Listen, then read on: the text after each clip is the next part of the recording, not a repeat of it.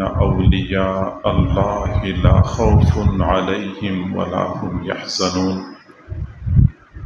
الذين آمنوا وكانوا يتقون لهم البشرى في الحياة الدنيا وفي الآخرة لهم البشرى في الحياة الدنيا وفي الآخرة لا تبديل لكلمات الله ذلك هو الفوز العظيم صدق اللہ العظیم۔ اللہ تعالیٰ کے ساتھ قرب کے دو درجے ہیں، ایک کو نبوت کہتے ہیں اور ایک کو ولایت کہتے ہیں۔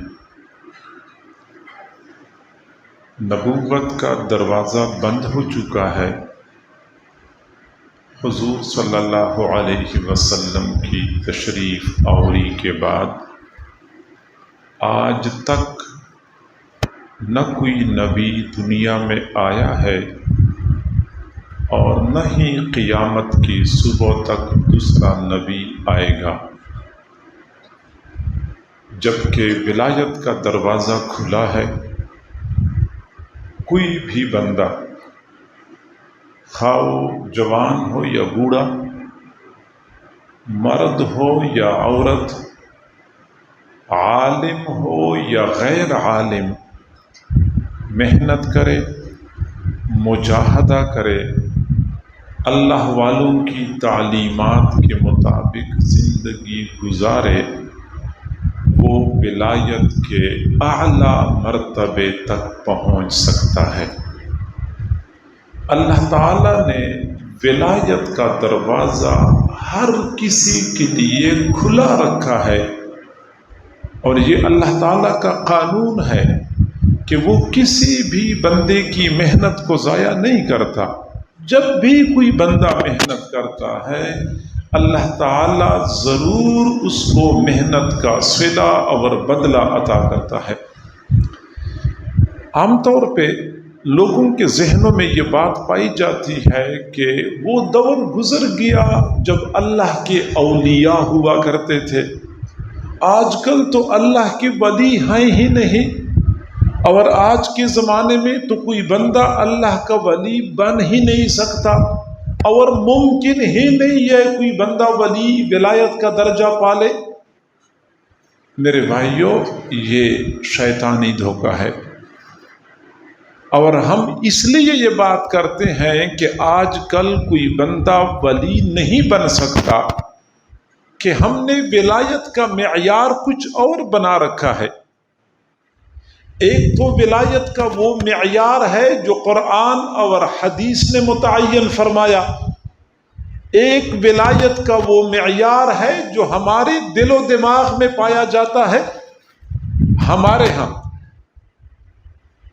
ولی اس کو کہا جاتا ہے جو ہوا پہ اڑ سکے، پانی کے اوپر چل سکے، کوئی کشف و کرامت دکھا سکے، کوئی ایسا کام کر سکے جو عام اسباب کے تحت ممکن نہ ہو۔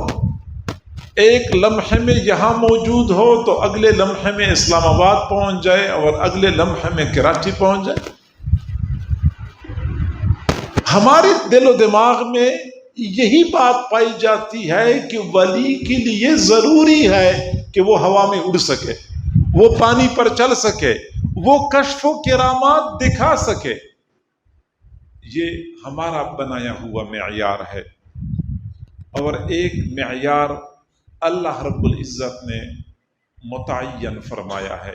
اللہ تعالیٰ نے قرآن پاک میں فرمایا، الا ان اولیاء اللہ لا خوف علیہم ولا هم يحزنون الذین آمنوا وکانوا یتقون۔ اللہ کے ولی کون ہوتے ہیں؟ جو ایمان لائے اور تقوی بھری زندگی گزارتے رہے۔ دو چیزیں ولایت کے لیے شرط، ایمان اور تقوی، اور جب یہ دو چیزیں پائی جائیں بندہ اللہ کے اولیاء میں شامل ہو جاتا ہے، اگرچہ بندے کو خود بھی پتہ نہیں ہوتا۔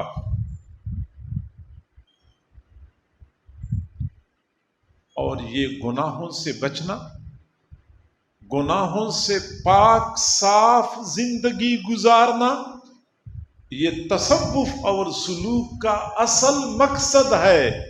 حضرت مولانا اشرف علی تھانوی رحمت اللہ علیہ نے فرمایا کہ ہم نے نہ اڑنا ہے نہ اڑانا ہے، نہ رونا ہے نہ رولانا ہے، ہم نے حقیقی معنوں میں اللہ کا بندہ بنانا ہے۔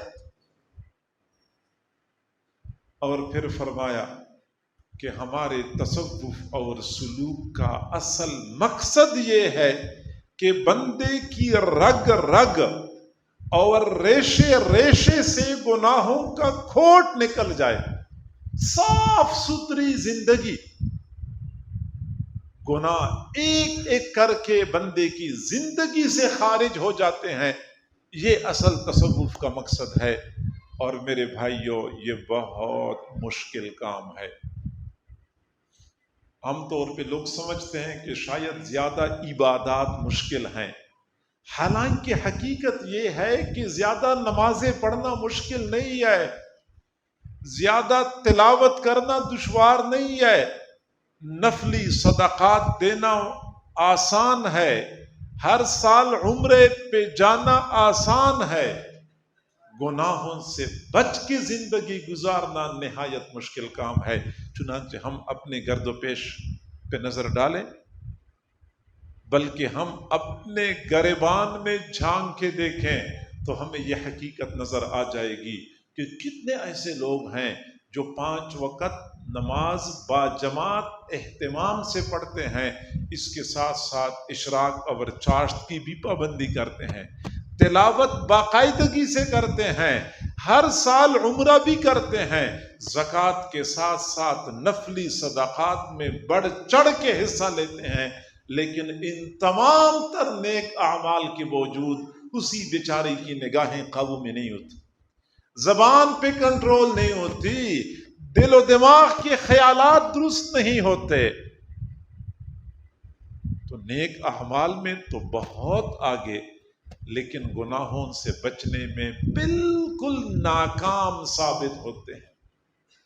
ہمیں لوگ بتاتے ہیں، سچی بات یہ ہے کہ داڑھی سفید ہو جاتی ہے کلمہ پڑھتے پڑھتے، اہتمام سے امام کے بالکل پیچھے پہلی صف میں نماز پڑھتے ہیں، حج بھی کر چکے ہوتے ہیں، ذکر اذکار بھی کرتے ہیں، دعوت کے کام میں بھی وقت لگاتے ہیں، لیکن جب ہمارے پاس آتے ہیں پھر جب سچ بتاتے ہیں تو کہتے ہیں نگاہیں قابو میں نہیں ہیں۔ وجہ یہ ہے کہ گناہوں سے بچنا ہے ہی مشکل کام۔ اور میرے بھائیوں، ہم کوشش کریں کہ ہم گناہوں سے پاک صاف زندگی گزاریں، اور جس دن ہم اس مقصد میں کامیاب ہو گئے، ہماری نگاہیں غیر محرموں کی طرف اٹھنے سے رک گئیں، ہماری زبان ہمارے قابو میں آ گئی، کان نے غلط سننا چھوڑ دیا، دل و دماغ کے خیالات درست ہو گئے، کمانے میں ہم نے حلال پر قناعت کر کے حرام سے بچنے کا اہتمام کر لیا، پھر میں مبارکباد دیتا ہوں کہ آپ لوگ اللہ کے اولیاء میں شامل ہو چکے ہیں۔ قرآن کا یہ فیصلہ ہے کہ جو متقی ہے وہ میرا ولی۔